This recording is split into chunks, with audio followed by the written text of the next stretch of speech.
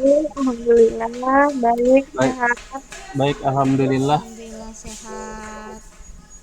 Nah, tadi kan udah habis terkuras juga ya pikirannya, tenaganya setelah mengajar anak didik kita.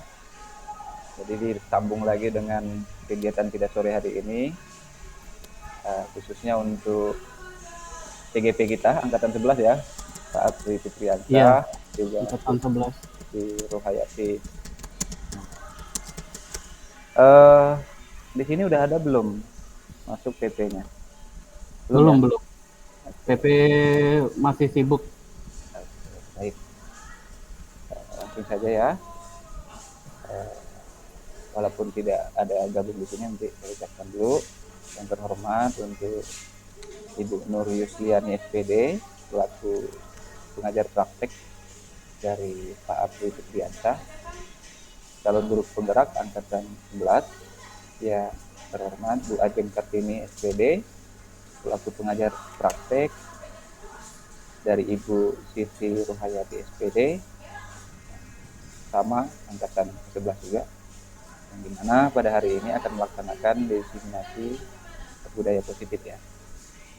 Dan juga yang saya hormati Bapak Ibu sekalian, Bapak Ibu guru hebat, apa kabar hari ini?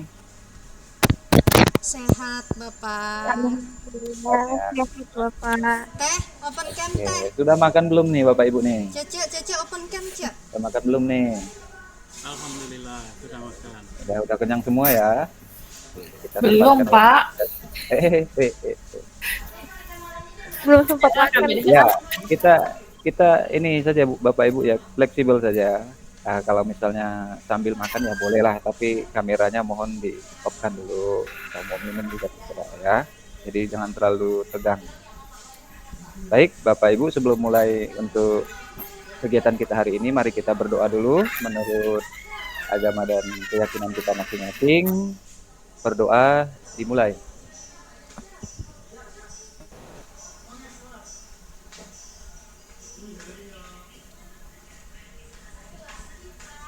Selesai. Baik, Bapak Ibu guru, saya perkenalkan diri dulu. Nama saya Risno dari SMA Negeri 1 Toho. Kemudian nanti kita juga akan dipandu oleh narasumber kita, 2 orang calon guru penggerak angkatan 11 nanti yang akan memaparkan materi-materi budaya positif atau diseminasi budaya positif di sekolah, dan nanti itu juga dampaknya akan berkaitan dengan sekolah kita dan setiap warga sekolah yang ada di lingkungan sekolah kita. Sebelumnya saya akan memberikan tata tertib dulu untuk kegiatan kita sore hari ini. Jadi perkenalkan saya untuk share screen dulu ya. Mohon izin Pak Apri dan Ibu Siti.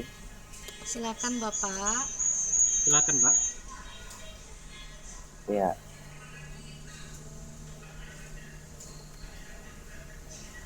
Oke, apakah sudah terlihat?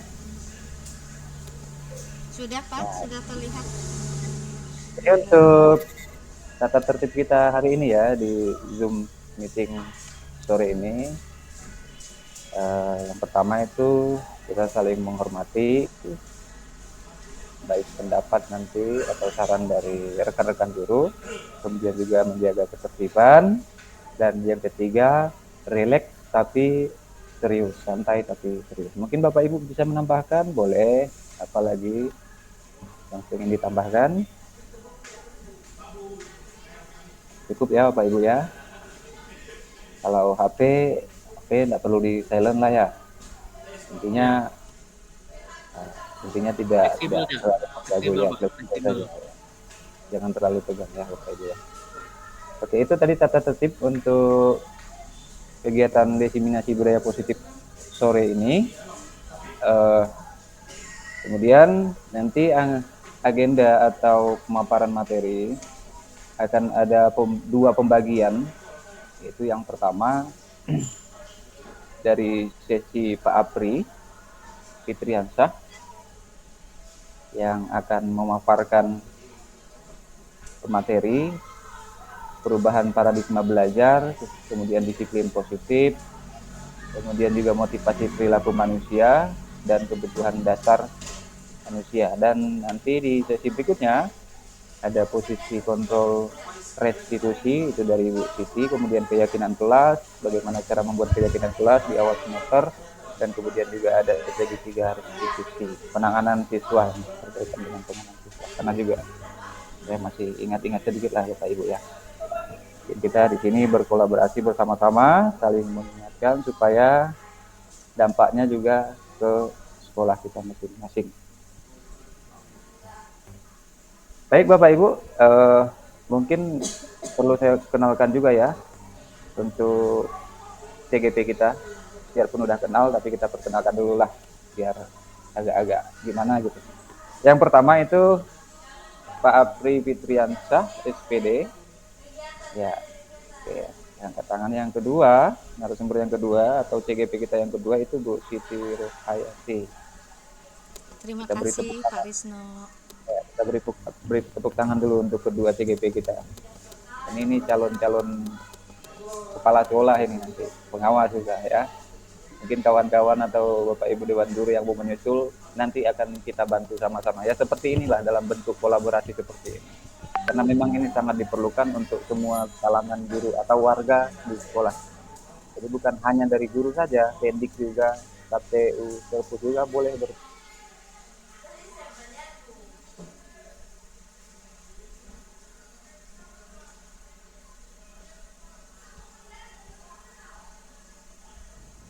narasumber kita yang pertama dulu untuk memaparkan diseminasi budaya positif kepada Pak Apri Fitriansyah.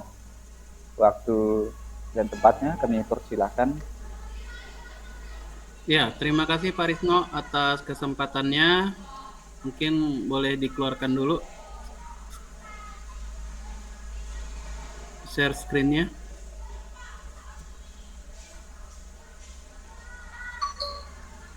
Sudah Pak Apri, silakan.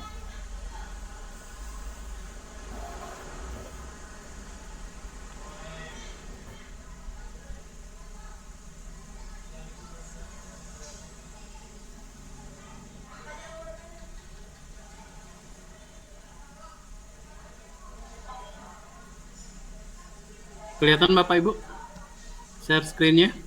Sudah terlihat Pak. Sudah Pak, sudah kelihatan.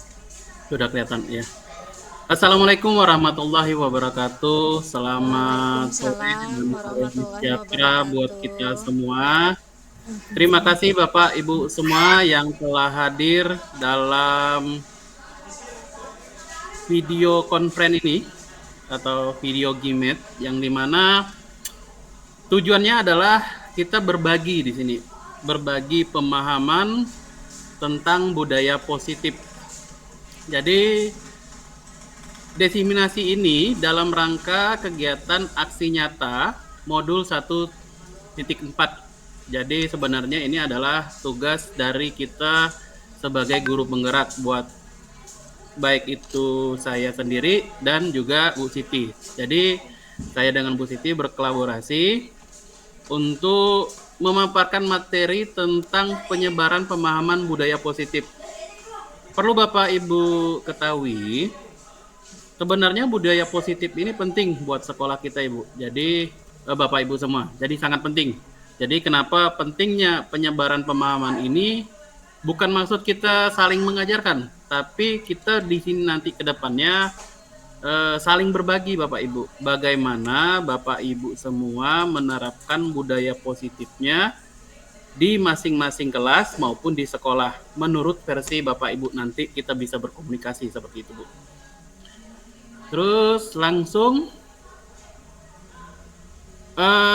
materi-materi ini ada 7 materi. Ada 7 materi yang nanti akan disampaikan. Yang pertama materi 1, 2, 3, 4. Materi pertama itu tentang perubahan paradigma belajar. Terus yang kedua disiplin positif. Terus yang ketiga motivasi perilaku manusia dan kebutuhan dasar. Itu saya sendiri yang akan menyampaikan.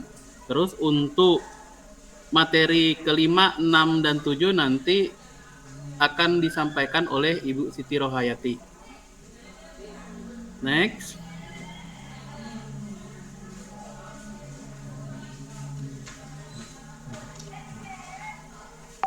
Bapak Ibu semua, sebelum kita masuk, saya akan mengajak refleksi sedikit tentang budaya sekolah. Saya rasa budaya sekolah ini perlu Ibu ketahui, ternyata masing-masing dari budaya sekolah itu ternyata berbeda-beda. Nah, mungkin boleh disimak Bapak Ibu.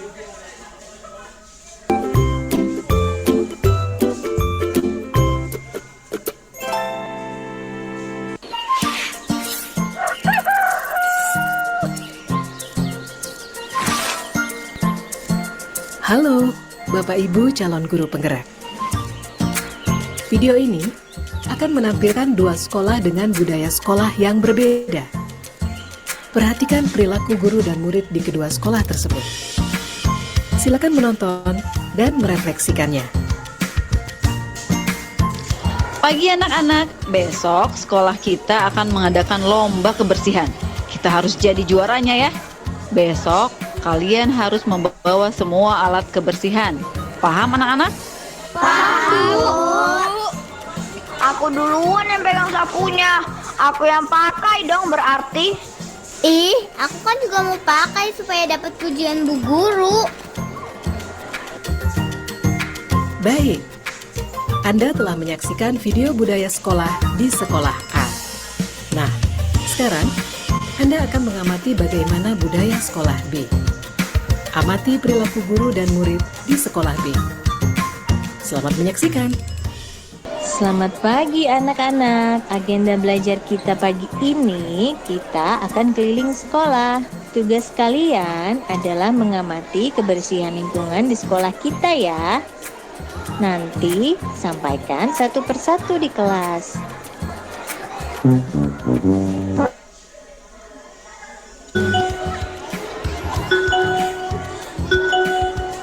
Bagaimana anak-anak? Apa yang kalian temukan di lingkungan sekolah? Ternyata banyak sampah yang berserakan. Bagaimana ya solusinya? Bagaimana bila kita melakukan kerja bakti saja? Jangan buang sampah di jalan. Buang sampah itu di tong sampah. Oh iya, makasih udah diingatin ya. Anda telah menyaksikan video budaya sekolah A dan B. Bagaimana? Apa yang Anda rasakan dan pikirkan dari kedua video tersebut? Perilaku guru dan murid seperti apa yang Anda tangkap dari kedua budaya sekolah? Mari kita refleksikan di aktivitas berikutnya.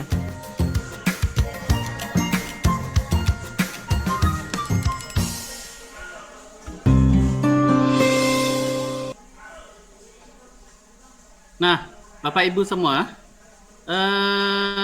kira-kira ada kesimpulan dari refleksi ini tentang bagaimana refleksi ini menunjukkan budaya positif sekolah A dengan sekolah B, seperti itu. Di dalam budaya positif itu sendiri, ternyata masing-masing sekolah itu memiliki budaya positifnya yang berbeda-beda, seperti itu. Termasuk sekolah A, yang dimana sekolah A lebih mirip seperti sekolah kita di SMA Negeri 1 Toho, seperti itu. Betul nggak kira-kira Bapak Ibu? Setuju, Pak. Nah, di sini budaya positifnya di SMA Negeri 1 Toho lebih cenderung menyuruh siswa ketimbang siswa untuk lebih berpikir sendiri bagaimana dia untuk bergerak sendiri seperti itu tanpa harus disuruh guru. Nah, sedangkan di sekolah B gurunya itu menuntun bagaimana siswanya itu berpikir untuk dia bisa bergerak sendiri. Nah, itu kira-kira menurut ada yang di-sharingkan? Silakan.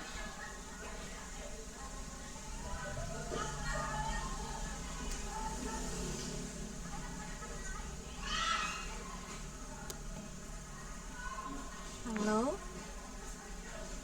Pak Apri.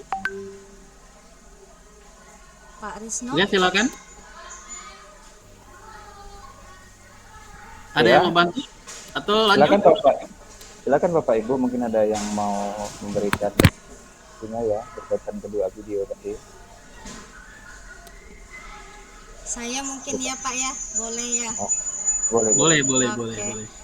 Kalau menurut saya refleksi dari video yang Bapak tampilkan itu seperti menggambarkan strata malahan ya Pak ya. Nah itu perbandingan. Nah, budaya positif ini analoginya adalah menyamaratakan persepsi sehingga proses strata itu tidak terjadi. Strata dalam artian ada kelas yang rapi, ada kelas yang tidak rapi. Kemudian ada kelas yang disiplin secara mandiri dan ada kelas yang disiplin secara tertuntun begitu.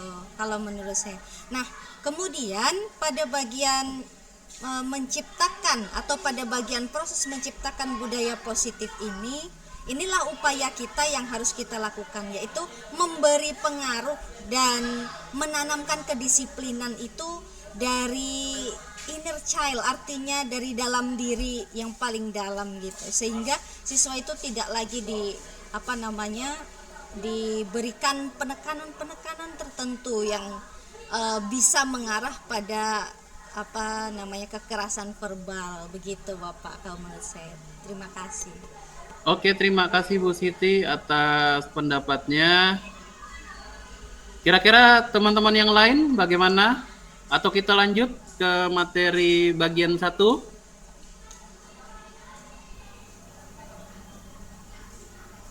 Kalau diam pasti lanjut nih. Boleh lanjut. Biar Pak Gus nyuruh buat absen tuh boleh Kak? Absen KMD tuh, yang nyairkan dana tuh. Yang kita kemarin ditransfer tuh. Kak Ma, mohon maaf di mute. Senior tuh. Ya. Oke, karena diam pasti pengennya lanjut nih. Lanjut Pak. Oke, kita lanjut.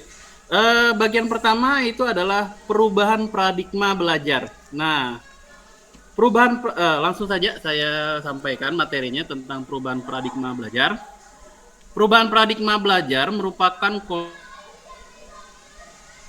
positif. Pendekatan ini menempatkan siswa sebagai subjek aktif dalam proses pembelajaran. Paradigma ini menggeser pendekatan yang berpusat pada guru menjadi pendekatan yang berpusat pada siswa. Pada dasarnya di sini, perubahan paradigma belajar ini adalah bagaimana kita yang awalnya penyampaian materi itu berpusat pada guru atau student center, kita rubah gayanya, bukan merubah ya, tapi menggeser gaya pendidikan kita, paradigma belajar kita, yang dimana paradigma itu dirubah menggesernya ke arah bagaimana siswa itu menjadi pusat pembelajaran atau student center seperti itu.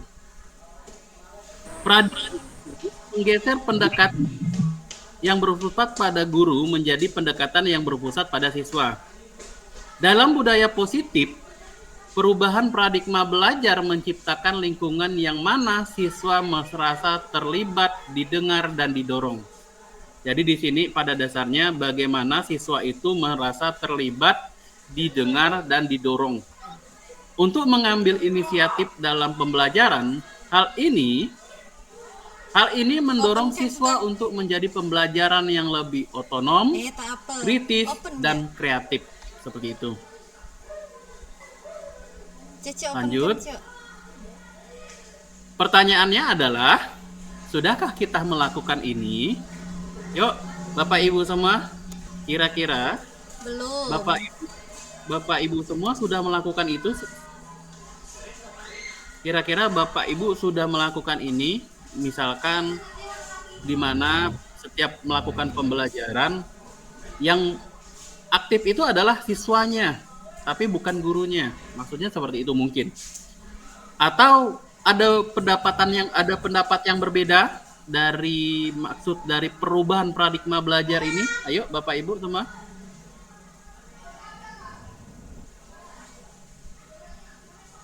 Mungkin ada yang mau menyampaikan bagaimana Bapak Ibu semua di kelas menyampaikan materi pelajaran seperti itu. Atau bagaimana Bapak Ibu semua melakukan manajemen terhadap siswanya yang dimana paradigma belajar itu digeser yang berpusat pada siswa, bukan berpusat pada guru. Seperti yang kita ketahui kalau zaman sebelum-sebelumnya, zaman yang dulu-dulu, kalau pembelajaran itu berpusat pada guru. Kalau sekarang tidak, tapi berpusat pada siswa seperti itu. Nah, kira-kira rekan-rekan guru semua ada pendapat? Silakan. Saya Mungkin dulu Bu Indah, mungkin ya Pak Apri.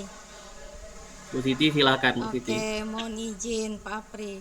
Kalau sepengalaman saya nih Pak ya, di sekolah saya ini untuk yang sifatnya berpusat pada siswa, artinya siswa itu mandiri ya Pak ya, melakukan kegiatan tanpa disuruh lagi gitu.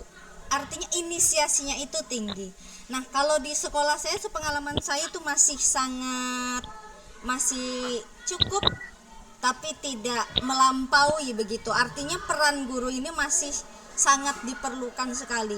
Guru sebagai fasilitator tidak hanya saja sebagai fasilitator mengawali atau mengawasi kegiatan siswa, tapi kita masih harus perlu membimbing satu-satu. Misalnya contohnya saja ketika masuk kelas, membuang sampah ketika kelasnya kotor masih harus disuruh lagi begitu Pak.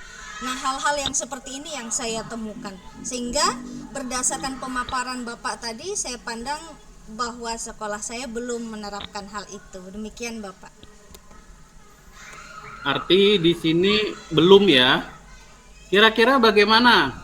Terus kira-kira apakah ada mimpi untuk mengarah ke ya tadi itu? Kita berusaha untuk bagaimana melakukan itu. Jadi fokusnya adalah apakah kita bisa mengarahkan siswa ke arah yang dimana paradigma belajarnya adalah lebih ke student center seperti itu. Jadi siswa yang lebih aktif dalam pembelajaran. Bapak Ibu boleh berpendapat, silakan. Karena penting kita di sini saling sharing seperti itu. Ya, silakan Bapak Ibu mungkin ada tanggapan.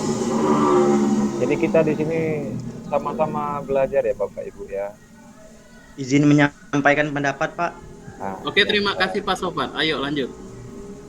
Baik, saya ingin menanggapi terkait tadi bahwa pembelajaran sekarang itu sudah kita lakukan sebenarnya, dan saya rasa guru-guru mungkin sudah melaksanakan. Terkait saya pribadi, untuk pembelajaran yang berpusat pada peserta didik itu sebenarnya sudah dilakukan, atau yang dimaksud dengan student center tadi. Karena idealnya, maksudnya pada kenyataannya anak-anak zaman sekarang yang kita ajar itu secara mentality mereka sudah digital ya Bapak Ibu. Jadi kayak kalau kita hanya menggunakan metode ceramah saja, itu kayak misal jual obat kayak gitu, mereka kayak gak bosan.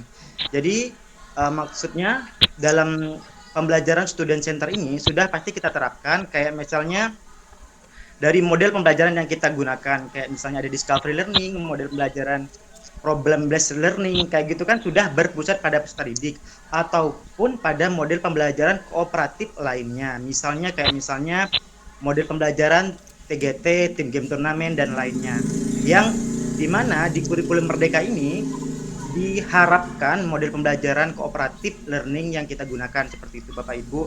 Dan saya rasa itu sudah saya lakukan, dan Bapak Ibu yang lain mungkin sudah melakukan hal itu Bapak Ibu. Pak Apri, terima kasih. Oke, terima kasih Pak Sofwan. Artinya kita mampu ya untuk menggeser, bukan merubah ya, tapi lebih tepatnya menggeser ke paradigma bagaimana siswa itu lebih aktif lagi. Kita mampu ya. Lanjut ke materi selanjutnya. Bagian yang kedua adalah disiplin positif. Disiplin positif di sini sebagai pertanyaan pemantiknya adalah bagaimana cara membuat murid disiplin? Terus yang kedua, siapakah yang bisa disiplinkan murid? Siapakah yang bisa disiplinkan murid? Terus yang ketiga, apakah guru yang bisa mendisiplinkan murid? Terus yang keempat, apakah kepala sekolah atau orang tua murid atau murid itu sendiri? Mengapa? Nah, terkadang kalau kita tanya apa itu disiplin, nah pasti taunya disiplin itu adalah bagaimana kita mengetatkan siswa. Tapi ternyata disiplin itu berbeda, seperti itu.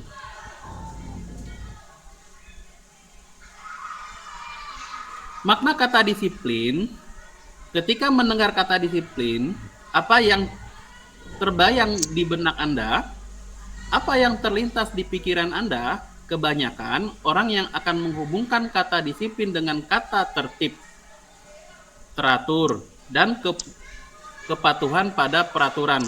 Kata disiplin juga sering dihubungkan dengan hukuman, padahal itu sesungguhnya berbeda.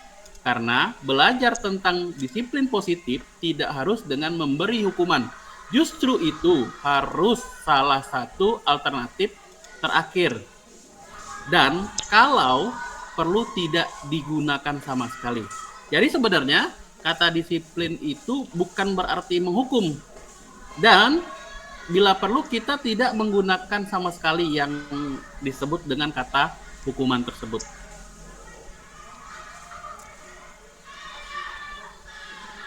Bapak pendidikan kita, yaitu Ki Hajar Dewantara, menyatakan bahwa di mana ada kemerdekaan, disitulah harus ada disiplin yang kuat. Sesungguh pun disiplin itu bersifat self-disiplin, yaitu kita sendiri yang mewajibkan kita dengan sekeras-kerasnya, tetapi itu sama saja, sebab jikalau kita tidak cukup melakukan self-disiplin, wajiblah penguasa lain mendisiplinkan diri kita. Dan peraturan demikian itulah harus ada di dalam susunan yang merdeka. Itu menurut Ki Hajar Dewantara, pemikiran konsepsi keteladanan sikap merdeka.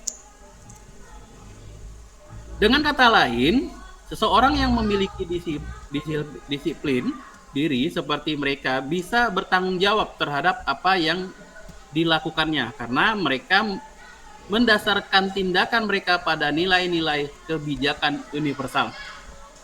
Sebagai pendidik, tujuan kita adalah menciptakan anak-anak yang memiliki disiplin diri sehingga mereka bisa berperilaku dengan mengacu dan nilai-nilai kebijakan universal dan memiliki motivasi intrinsik bukan ekstrinsik.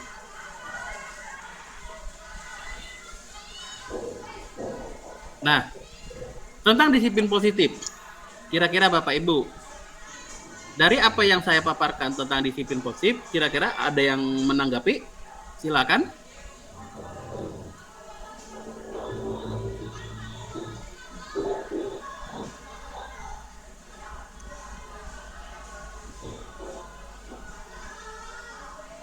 Jadi pada dasarnya Bapak Ibu, kita ketika belajar untuk mendisiplinkan itu tidak hanya sekedar kita menghukum siswa, tidak hanya sekedar kita membentak-bentak siswa, tetapi ada hal yang terpenting dalam mendisiplinkan itu sendiri.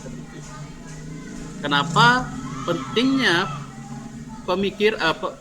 pemikiran budaya positif ini untuk kita sampaikan seperti itu. Jadi paling tidak dengan adanya kegiatan ini, oh ternyata selama ini saya salah, ternyata yang benarnya seperti ini, seperti itu. Silakan Bapak Ibu, ada yang ingin menanggapi?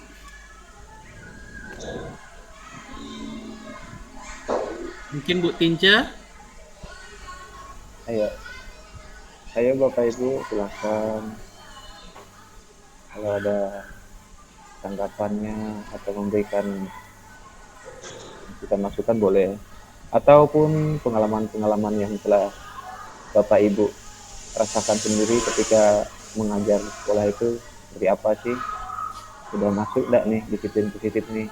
Sudah kita terapkan atau belum? Silakan Bapak Ibu.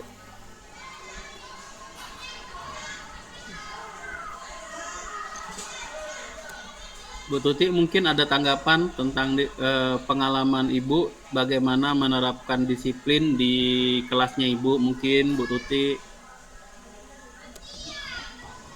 Baik, terima kasih atas kesempatannya. Saya akan berpendapat sedikit saja tentang bagaimana disiplin ini kita terapkan di sekolah.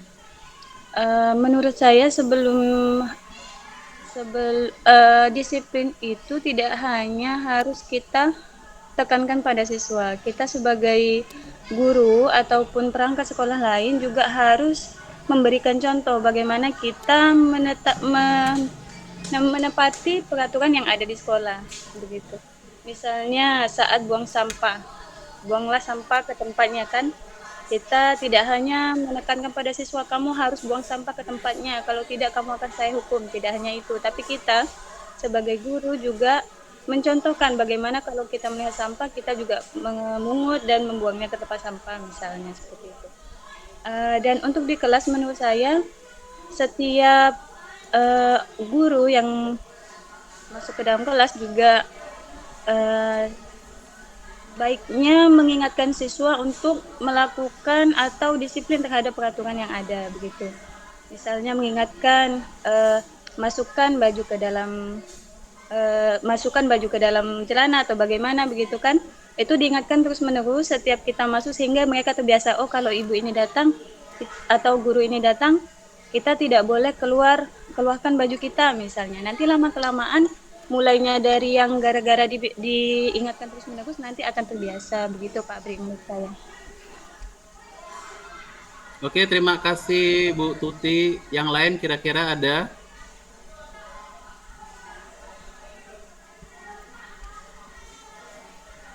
Mungkin yang lain ada, silakan. Ya, kasih tepuk tangan dulu dong buat Bu Tuti. Iya, betul tepuk tangan. Terima kasih Bu Tuti ya. Oke, kalau kayak gitu kita lanjut ke materi ketiga. Materi ketiga itu tentang bagian ketiga, yaitu tentang motivasi perilaku manusia.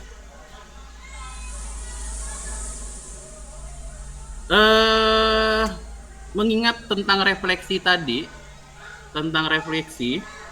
sebelum kita masuk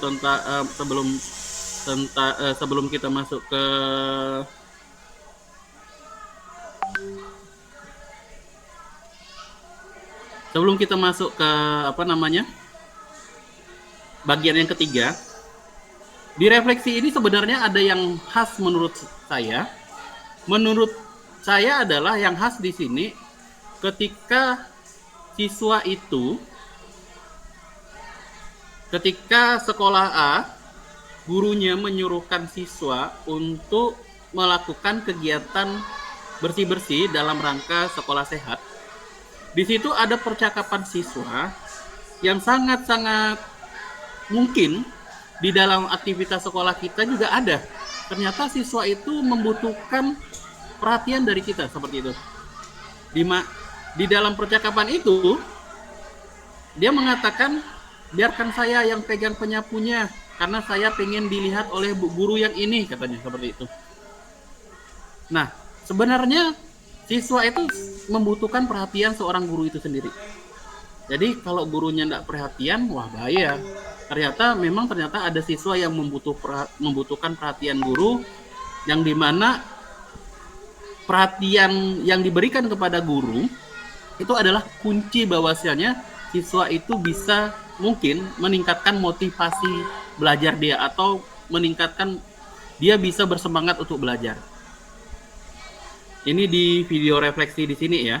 Terus lanjut ke materi bagian ketiga, itu sebenarnya ada hubungannya. Motivasi perilaku manusia. 3 motivasi perilaku manusia menurut Dian Gosen dalam bukunya Rektor Trin School Disiplin menyatakan ada 3 alasan motivasi perilaku manusia. Yang pertama adalah untuk menghindari ketidaknyamanan atau hukuman. Ini adalah tingkat terendah dari motivasi perilaku manusia. Biasanya, orang yang motivasi perilakunya untuk menghindari hukuman atau ketidaknyamanan akan bertanya, apa yang akan terjadi apabila saya tidak melakukannya? Sebenarnya, mereka sedang menghindari permasalahan yang mungkin muncul. Nah, motivasi yang pertama ini adalah motivasi untuk menghindari ketidaknyamanan atau hukuman. Saya rasa Bapak Ibu guru semua juga pernah mengalami hal yang sama seperti ini. Bukan hanya sekadar Bapak Ibu saja, ya saya juga pernah melakukan hal yang sama seperti itu. Terus yang kedua, itu adalah tentang yang kedua adalah untuk mendapatkan imbalan atau penghargaan dari orang lain. Satu tingkat di atas motivasi yang pertama, yaitu motivasi untuk menghindari ketidaknyamanan atau hukuman. Di sini, orang berperilaku untuk mendapatkan imbalan atau penghargaan dari orang lain. Orang dengan motivasi ini akan bertanya, apa yang akan saya dapatkan apabila saya melakukannya? Mereka melakukan sebuah tindakan untuk mendapatkan pujian dari orang lain yang menurut mereka penting dan mereka letakkan dalam dunia berkualitas mereka. Nah, motivasi yang kedua ini saya rasa juga pernah dilakukan Bapak Ibu juga, bukan Bapak Ibu juga, tapi saya juga seperti itu. Karena pada dasarnya ketika kita melakukan tindakan, pasti kita bertanya-tanya, apa yang bisa menguntungkan saya seperti itu. Kira-kira apa yang bisa saya dapatkan seperti itu. Nah, bukan hanya sekedar kita saja, tetapi siswa juga sama. Siswa juga sama sebenarnya. Mengacu dengan refleksi yang pertama tadi, menerangkan bahwasannya ada siswa yang butuh perhatian kepada gurunya, maka dia bela-bela pegang sapu biar terlihat kerja seperti itu. Terus yang ketiga, untuk menjadi orang yang mereka inginkan dan menghargai diri sendiri dengan nilai-nilai yang mereka percaya. Nah, ini motivasi yang ketiga ya. Orang dengan motivasi ini akan bertanya, akan menjadi orang yang seperti apa bila saya melakukannya. Mereka melakukan sesuatu karena nilai-nilai yang mereka yakini dan hargai. Dan mereka melakukan karena mereka ingin menjadi orang yang melakukan nilai-nilai yang mereka yakini tersebut. Ini adalah motivasi yang akan membuat seorang memiliki disiplin positif karena motivasi perilaku bersifat internal bukan eksternal. Nah, pada dasarnya motivasi ketiga ini adalah motivasi yang harus ditanamkan ke siswa kita. Jadi sebenarnya motivasi ini sebenarnya mengajak siswa itu tidak berpikir yang aneh-aneh, tapi dia mengerjakan suatu tindakan itu berdasarkan keyakinan dia. Terus yang kedua, tanpa ada imbalan, dan dia lakukan itu demi kepentingan orang banyak dan demi kepentingan dia, seperti itu. Pertanyaannya, kira-kira banyak enggak siswa kita seperti ini? Pasti jawabannya tidak banyak. Maka tujuan kita adalah bagaimana kita mengajak kepada, saya mengajak kepada rekan-rekan guru, dan terutama untuk saya sendiri juga, yuk kita ngajak bagaimana motivasi ketiga ini terbentuk di sekolah kita seperti itu. Lanjut. Tujuan dari disiplin positif adalah menanamkan motivasi yang ketiga pada murid-murid, motivasi yang ketiga pada murid-murid kita, yaitu untuk menjadi orang yang mereka inginkan dan menghargai diri sendiri dengan nilai-nilai yang mereka percaya. Ketika murid-murid kita memiliki motivasi tersebut, mereka telah memiliki motivasi intrinsik yang berdampak jangka panjang. Motivasi yang tidak akan terpengaruh pada adanya hukuman dan hadiah, mereka akan tetap berperilaku baik dan berlandaskan nilai-nilai kebajikan karena mereka ingin menjadi orang yang menjunjung tinggi nilai-nilai yang mereka hargai. Pertanyaannya sekarang adalah bagaimana cara kita sebagai guru untuk menanamkan disiplin positif yang positif ini kepada murid kita seperti itu. Nah, dari pertanyaan ini kira-kira Bapak Ibu ada yang bisa membantu saya? Kita saling sharing saja dulu. Ya, tadi Pak Mahudi tadi ya, iya. Silakan Pak Mahudi buka mic-nya Pak Mahudi, boleh berbagi kita sama-sama Pak Mahudi. Boleh Kak Mahudi.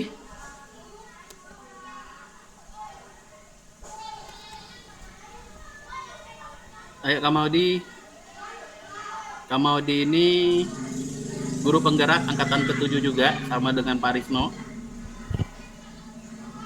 Kita di sini berbagi gitu.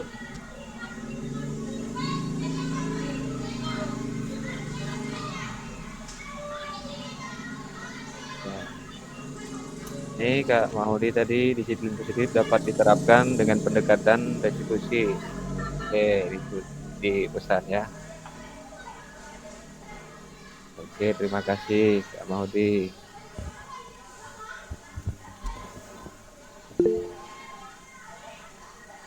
Pak Rizal silakan. Ya, selamat datang Pak Rizal. Halo.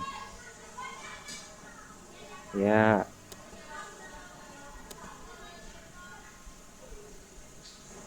Ini akunnya Ayu Yulia Rahayu ya.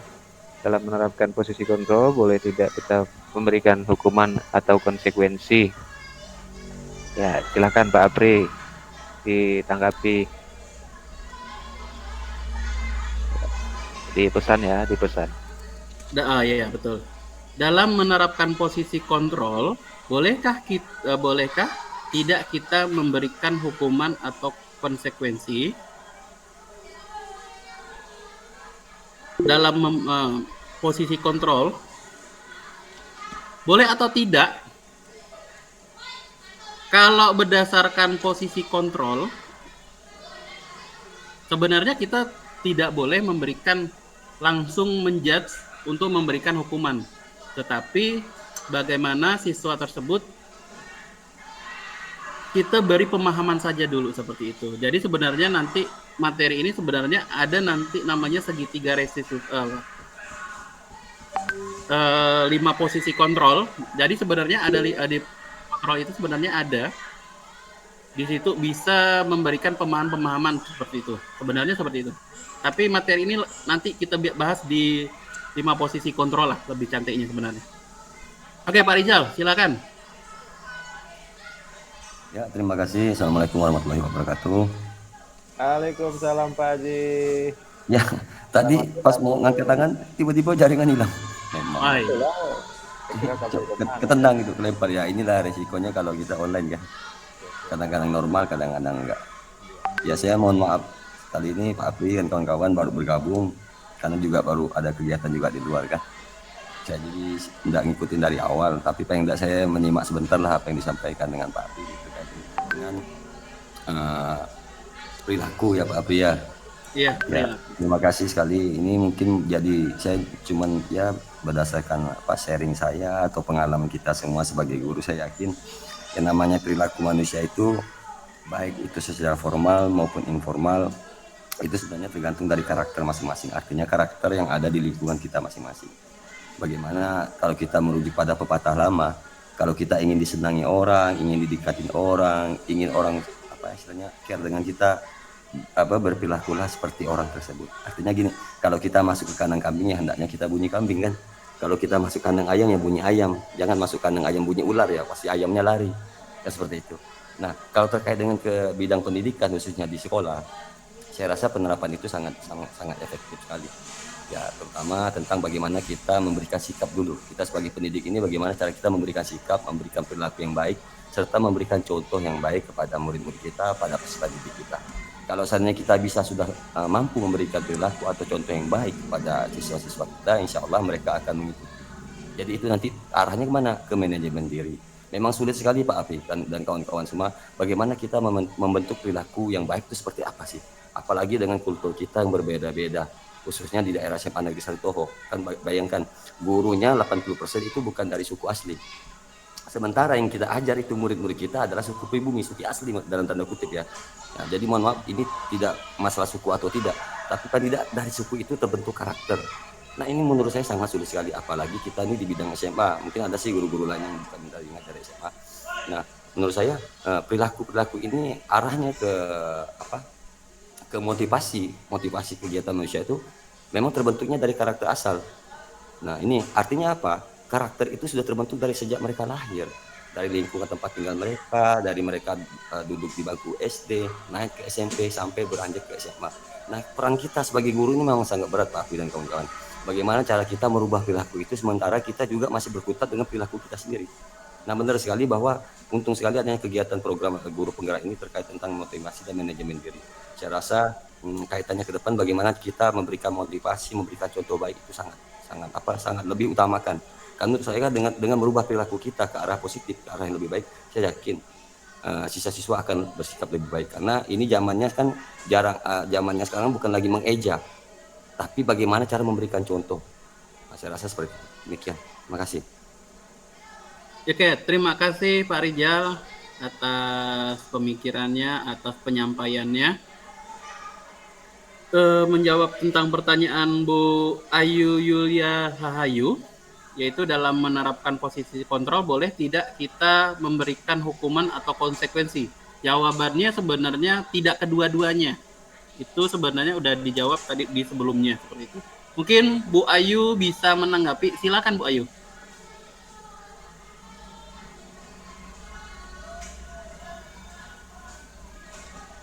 Ya, silakan Ibu Ayu, barangkali atau ingin menyanggah ya.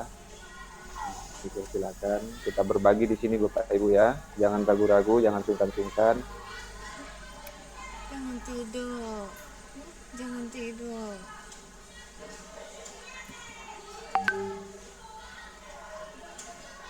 Untuk posisi kontrol nanti Bu Ayu tuh nanti Bu Siti akan membahas kontrol. Nanti ini berkaitan dengan posisi kontrol ini nanti akan Bu Siti yang akan sampaikan. Jadi sebenarnya lebih tepatnya di posisi kontrol sebenarnya. Jadi nanti Bu Ayu tetap stay di ruangan room ini. Nanti Bu Ayu bisa mendengarkan sejelas-jelasnya apa itu posisi kontrol dari Bu Siti nanti seperti itu. Oke, lanjut dari materi bagian ketiga, lanjut. Lanjut, Pak. Kita masuk ke materi yang terakhir dari saya, penyampaian materi terakhir dari saya. Bagian keempat yaitu adalah kebutuhan dasar manusia. Nah, ini ada pertanyaan pemantik seperti ini. Ini jalan ceritanya seperti ini. Ibu Ambar adalah guru wali kelas 10A. Dia di SMA Negeri 1 Toho. Sedang bingung menghadapi ulah salah satu murid di kelasnya, yaitu Doni. Beberapa anak di kelas 10A telah datang kepadanya dan mengeluhkan Doni yang sering kali meminta bekal makan siang mereka dengan paksa. Jadi ceritanya adalah siswa-siswa 10 kelas A ini sebenarnya melaporkan Doni atas tindakan Doni yang mengambil bekal siswa di kelas 10A. Seperti itu. Intinya seperti itu.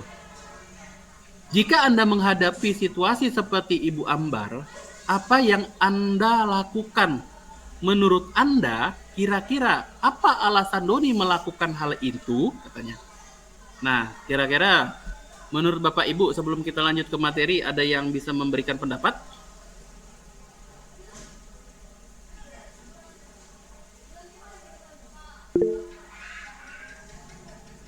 Silakan Ya, Bu silakan Rizky. Bu Rizky Purwanti.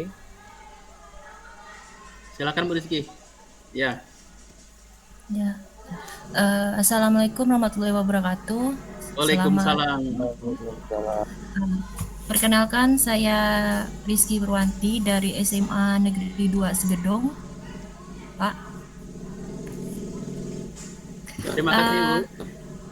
Ya, sepengetahuan saya kebutuhan dasar ini kan Pak ada 5 ya Pak. Ada kebutuhan bertahan hidup, kasih sayang dan rasa diterima, kemudian ada penguasaan, kebebasan dan kesenangan. Nah, dari cerita ilustrasi di atas itu menurut saya itu siapa tuh? Si Doni. Ini saya rasa ingin memenuhi Doni ya Pak ya, ingin memenuhi kebutuhan bertahan hidupnya itu tentang makanan Pak. Karena di situ kan si Doni itu tidak membawa bekal makan siang ya Pak. Jadi kalau menurut saya apa yang harus dilakukan Ibu Ambar, seharusnya Ibu Ambar itu bertanya dulu kenapa si Doni itu melakukan hal seperti itu. Nah kan kita tidak tahu kenapa anak itu tidak membawa bekal, apakah ia emang tidak diberikan bekal atau tidak makan atau seperti apa. Karena anak itu kan memang perlu untuk melakukan kebutuhan bertahan hidupnya Pak, kayak gitu. Jadi kalau anak itu kalau tidak membawa bekal atau tidak makan di sekolah, pasti akan tingkahnya akan aneh-aneh di sekolah seperti itu Pak. Terima kasih. Terima kasih Bu Ayu, terima kasih. Yang lain kira-kira ada? Ya, beri tepuk tangan dulu untuk Bu siapa tadi, Bu Rizky.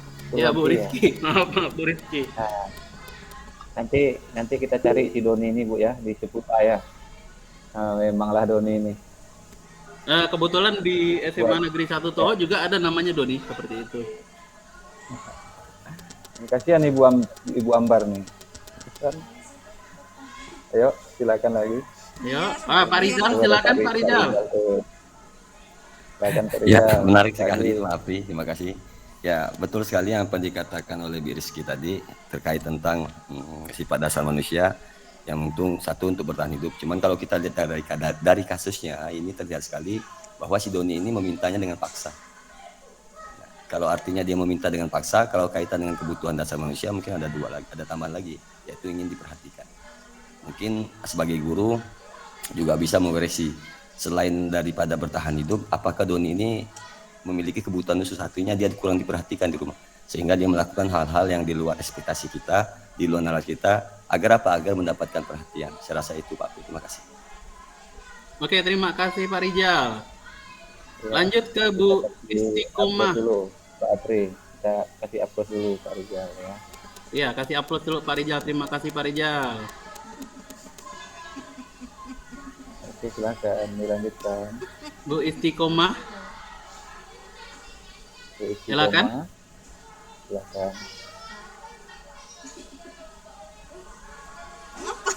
Ngapa kau angkat? Apa kau angkat? Halo. Ini Ibu atau Ibu ya, Ibu Istiqomah Rizky. Ya, silakan Bu. Buka mic-nya dulu. Boleh Bu dibuka mic-nya Bu.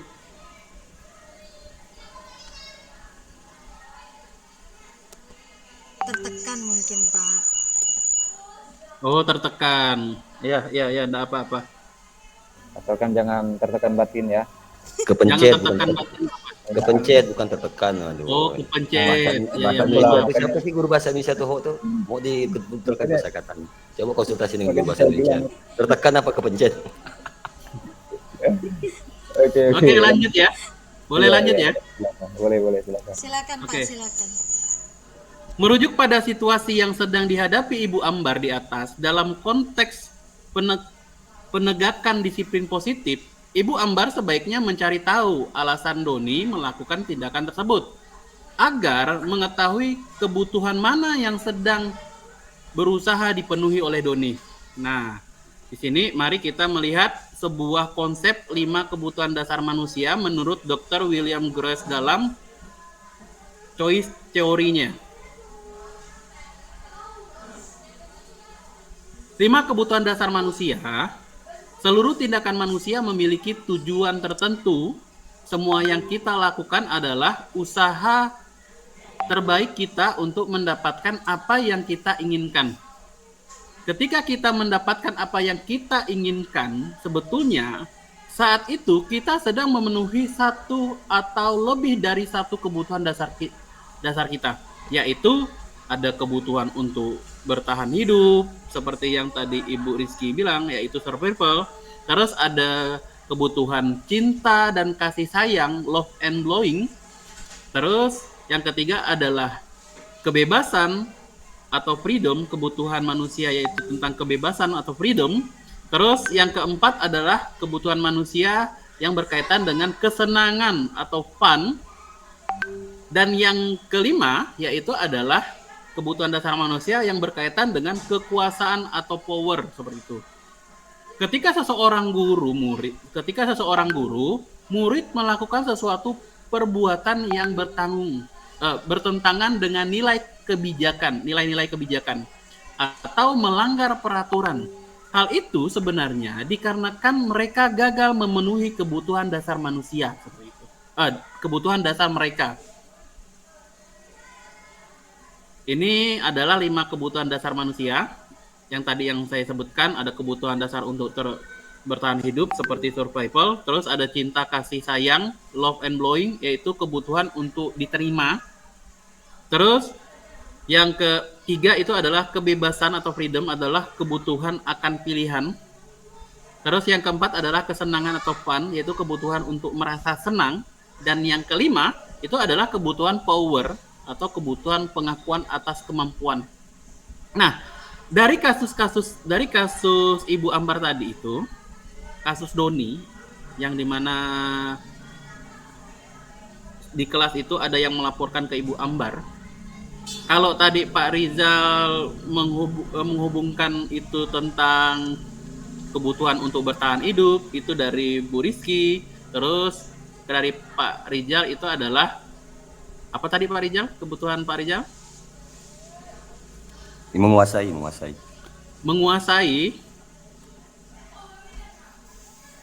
Ingin terlihat bahwasanya memiliki kemampuan. Nah, ternyata Doni itu bisa saja memiliki kebutuhan yang lain. Mungkin saja itu berdasarkan kesenangan dia, seperti itu.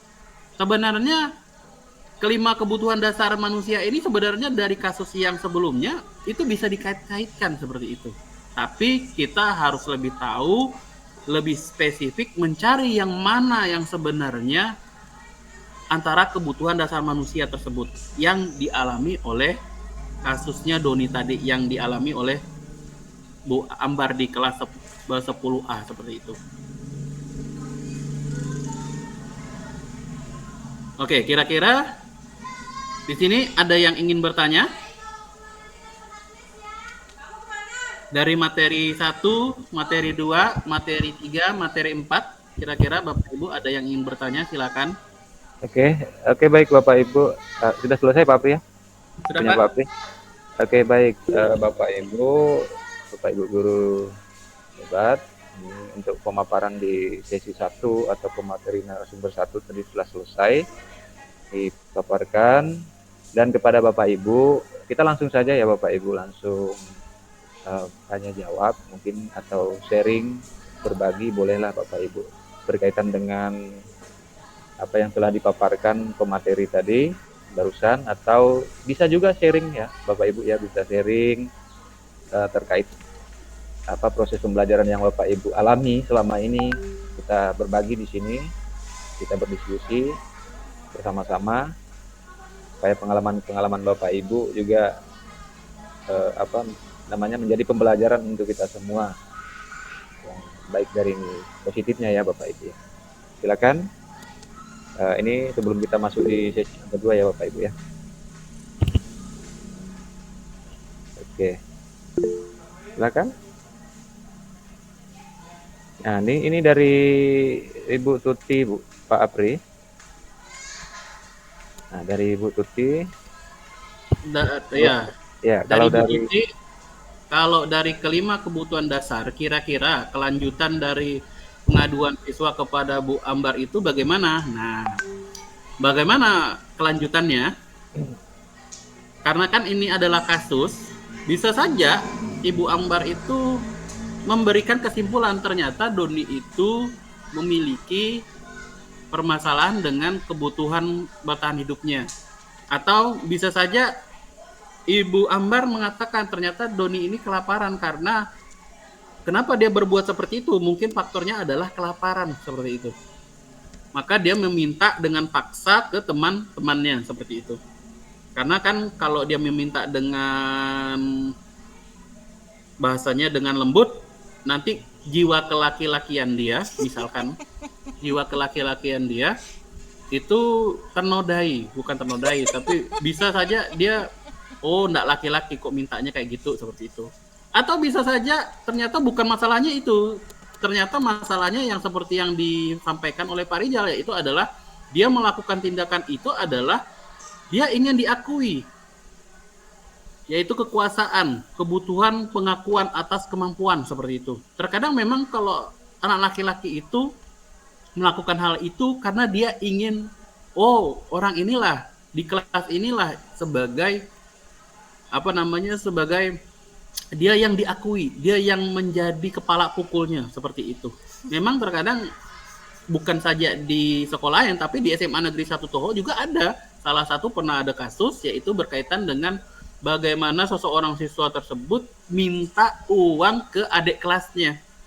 Jadi dia datang ke adik tingkatnya, ke kelas yang paling bawah, dia ini kelas 12, pergi ke kelas 10, minta uang, ya bahasa kasarnya kayak malak kayak gitu. Dan itu juga pernah ada kasusnya, yang dimana dulu itu pernah ditangani oleh kesiswaan kita Pak Fidel seperti itu, tentang pemalakan ini seperti itu. Nah, berkaitan dengan pertanyaan Bu Tuti tentang tentang kelanjutannya adalah jika dikaitkan dengan 5 kebutuhan dasar manusia, bisa saja ternyata selain dari si Doni itu kelaparan, bisa saja si Doni itu tadi itu sebenarnya pengen pengakuan dari teman-temannya seperti itu. Nah, nanti arahnya selanjutnya itu materinya Bu Siti. Karena ini nanti larinya ke segitiga restitusi seperti itu. Nanti itu materinya Bu Siti seperti itu. Begitu ya, Bu Tuti? Oke, baik Ibu Tuti. Nah, itu penjelasan dari Pak Apri ya. Oke. Ya, terima Terus kasih. ada penguatan juga dari Pak Sofwan tuh di kolom chat, kalau dalam pembelajaran memperlakukan sistem reward atau punish. Ya. Ada lagi Bapak Ibu?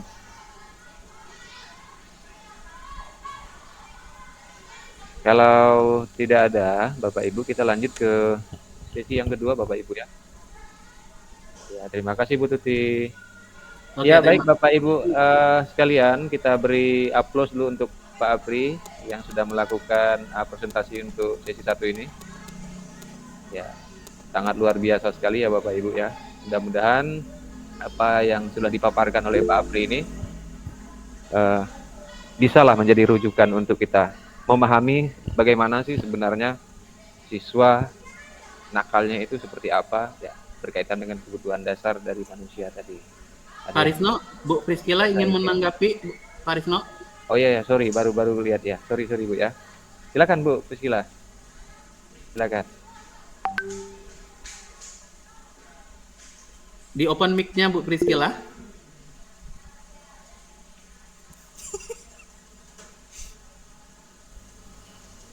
Oh, ini kayaknya kata Bu Siti ini tertekan lah kayak. Tertekan batin. Tertekan batin. Ya betul ya Bu Priscila. Iya, silakan Bu Rosa juga ya. Ini enggak tahu nih apakah prinsip. Mudah-mudahan bukan tertekan ya. Iya. Jangan sampai tertekan batin. Jangan sampai tertekan. Nah, ayo gimana Bu Priscila? Ada enggak kira-kira? Bu Priscila? Silakan ngomong. Untuk sementara belum ya, karena baru masuk, belum nyambung. Oh, belum nyambung. Bu Gara-gara Rosa bagaimana? di jalan. Bu Rosa, Rosalia Erwin bagaimana? Itunya. Mic-nya dibuka. Ini kayaknya ini Pak Apri, kayaknya ini mau kasih tepuk tangan karena dilihat di situ di tampilan menunya ya ditekanlah tanda tangan itu. Bukan yang emot itu kan ada emot di situ ya. Kalau emot baru dia keluar ada tanda jempol. Ya harap maklum ya. Karena udah sore. Udah gelap juga belum mandi apa segala macam ngurus anak, ngurus laki. Ya. Perlu pembelajaran lagi nih kawan-kawan gimana rasanya menggunakan Google Meet. Cobanya baiknya operator itu memberikan informasi dulu di menu-menu pilihan itu ada apa sih, tanda-tandanya seperti apa. Kalau mau ingin menanggapi tekan apa gitu. Jadi kawan-kawan nggak salah persepsi. Terima kasih. Oke Pak, terima kasih. Nah, tadi ada usulan dari Pak Rijal, perihal yang mau sholat, mungkin bisa sholat dulu saja dulu. Ya. Apakah kita bisa jeda dulu atau bagaimana, Pak Risno? Saya fleksibel ya Bapak Ibu, tergantung Bapak Ibu. Tapi dengan catatan nanti Bapak Ibu kembali lagi gitu. Gimana? Mohon izin, Ya. Pak Silakan. Risno dan Pak Apri, saran saja. Mungkin Ya. kita jeda kurang lebih 15 menit untuk melaksanakan ibadah sholat maghrib bagi yang melaksanakan ya. Kemudian nanti bisa kembali lagi. Namun saya minta Bapak Ibu mohon dengan sangat untuk tidak meninggalkan room ya Bapak Ibu. Ya.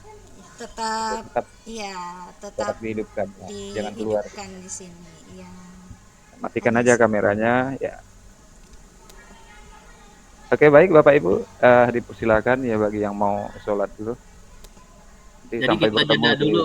Ya, jadi kita jeda 15 menit, nanti masuk lagi tepatnya jam 18 seperti itu ya? Iya betul. Untuk Bapak Ibu mungkin bisa dimatikan dulu, bukan matikan HP-nya ya. Gmail-nya tetap standby, tapi nanti kita lanjutkan setelah itu ya. Oke, terima kasih Bapak Ibu, silakan istirahat dulu sebentar untuk sambil menunggu maghrib seperti itu. Terima kasih.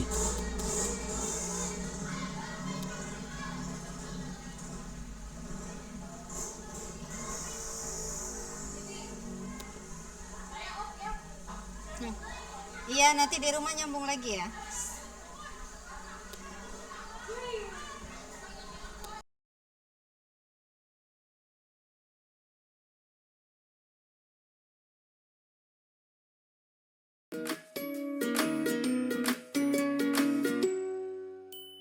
Salam bahagia Ibu dan Bapak guru hebat.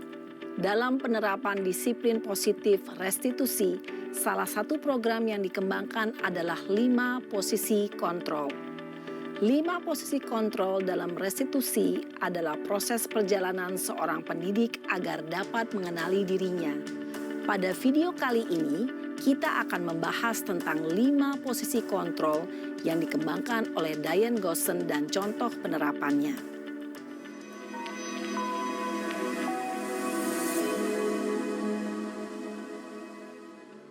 5 posisi kontrol itu adalah 1. Posisi penghukum. 2. Posisi pembuat merasa bersalah. 3. Posisi teman. 4. Posisi pemantau atau monitor. Dan 5. Posisi manajer. Untuk lebih memahami kelima posisi tersebut, mari kita saksikan kasus Naren yang terlambat hadir 20 menit di sekolah dan melihat bagaimana kelima posisi kontrol dalam menghadapi masalah tersebut.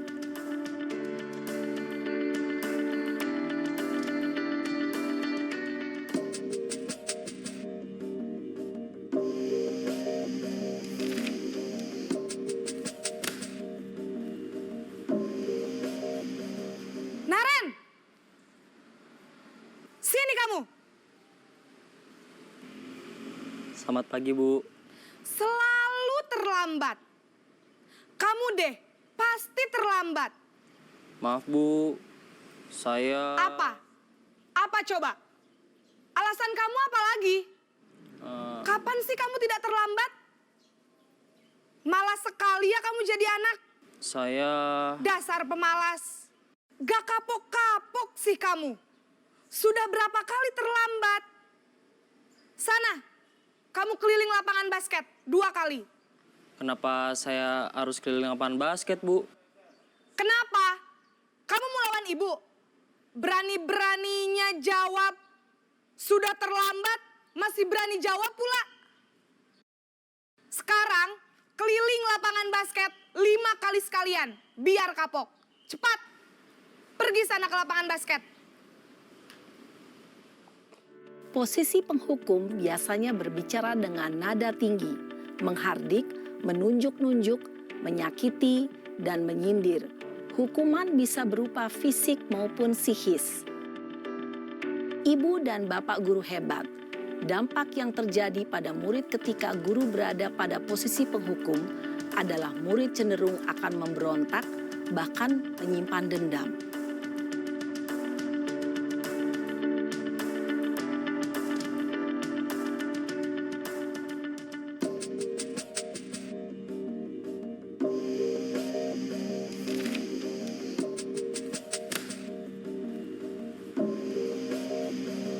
Naren!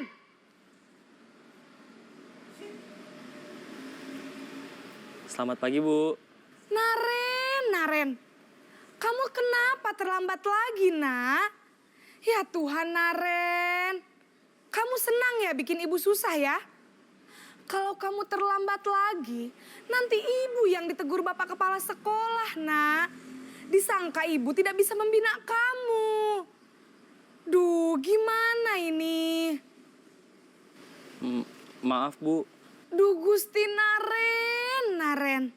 Kamu suka ya kalau ibu ditegur bapak kepala sekolah? Terus, sekarang ibu harus tulis apa ini di buku absen? Ini kamu sudah sering terlambat loh. Ibu harus apa coba? Maaf, Bu. Maaf sekali.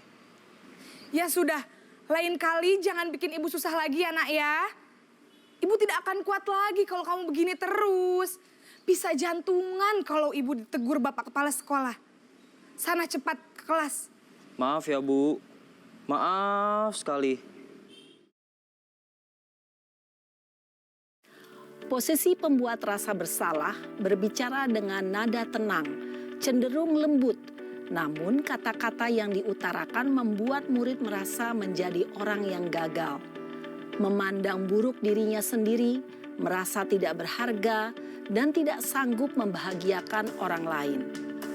Ketika guru mengambil posisi pembuat rasa bersalah, murid akan menganggap dirinya yang bersalah dan ia akan menyimpan emosi negatif tersebut di dalam dirinya.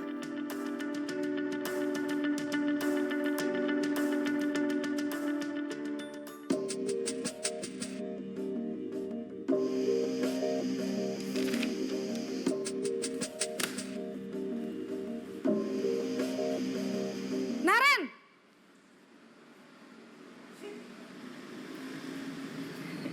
Selamat pagi, Bu. Wah, sudah jam berapa ini, nak? Terlambat lagi ya, sayang? Iya, Bu. Habis ibu saya lupa bangunkan saya, Bu. Kamu malah menyalahkan ibu kamu. Kamu bukannya anak yang larinya paling kenceng. Kok terlambat sih? Iya, Bu. Saya memang terlambat bangun tadi. Jadi, biarpun saya lari kencang, tetap gak kekejar, Bu. Ya sudah sana, nanti lain kali larinya lebih kenceng lagi ya. Biar gak terlambat lagi. Bikin seneng ibu, demi ibu. Bisa kan? Bisa lah, Bu. Ya sudah sana masuk kelas. Ibu beresin urusan absen kamu. Kamu ini ada-ada saja. Dalam posisi teman, guru berbicara dengan nada suara ramah, akrab, cenderung bersenda gurau untuk menjaga suasana tetap santai. Murid akan merasa senang, aman, dan akrab dengan guru. Identitas yang tercipta adalah identitas sukses atau berhasil. Namun, perlu diingat, karena ini masih dorongan eksternal, maka ada faktor ketergantungan dari murid kepada orang tertentu. Di sini, guru absennya, sehingga di lain waktu, murid bisa berperilaku baik, namun hanya kepada orang-orang tertentu saja.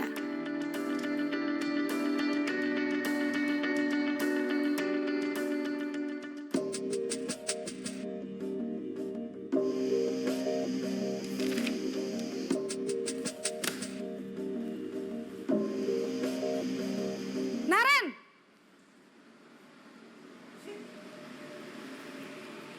Selamat pagi, Bu. Naren, apa peraturan sekolah kita tentang jam berapa kita harus masuk sekolah, nak? Kita harus di sekolah jam 7, Bu. Iya, betul. Sekarang sudah jam 7.20. Naren sudah tahu konsekuensinya jika terlambat hadir. Paham, Bu. Saya harus tinggal kelas pas jam istirahat selama 20 menit. Iya, benar. Konsekuensinya demikian. Jadi nanti jam 9.30 pas istirahat, kamu harus tinggal di kelas, kerjakan tugas tambahan untuk ketertinggalan kamu, ya? Baik, Bu. Posisi pemantau mengandalkan penghitungan atau data untuk mengontrol murid. Guru mengarahkan murid berdasarkan peraturan dan konsekuensi. Seorang pemantau menunjukkan bahasa tubuh dan ekspresi wajah yang datar dan cenderung formal.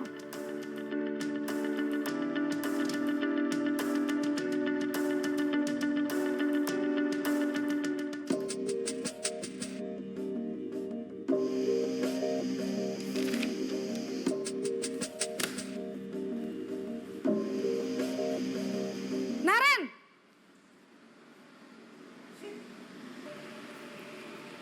Selamat pagi, Bu. Selamat pagi, Naren. Maaf, Bu. Saya terlambat. Iya, sekolah masuknya jam 7, sekarang sudah jam 7.20. Jadi sekarang bagaimana ini, Naren? Maaf, Bu. Saya lupa setel alarm saya semalam. Baiklah, menurut kamu, keyakinan sekolah yang mana yang perlu kamu tingkatkan? Menghargai diri sendiri dan orang lain mungkin ya, Bu. Setuju. Jadi, apakah Naren meyakini prinsip saling menghormati tersebut? Iya, Bu. Saya meyakininya. Apakah Naren bersedia memperbaiki masalah keterlambatan ini? Bersedia, Bu. Bagaimana kamu akan perbaiki masalah keterlambatan ini? Saya akan coba untuk tidak lupa menyetel alarm saya, Bu. Baik, kalau Naren lupa menyetel alarm di rumah, ada orang yang kira-kira bisa bantu mengingatkan tidak? Ada, Bu.